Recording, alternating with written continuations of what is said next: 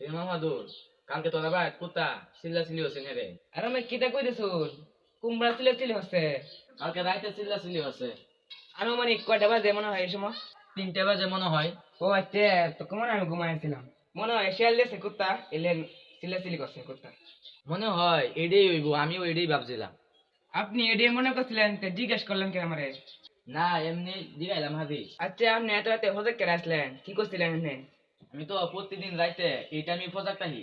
বাহ, আপনি প্রতিদিন রাইতে হজে কেটে হন আর হজে থেকে কি হরুন?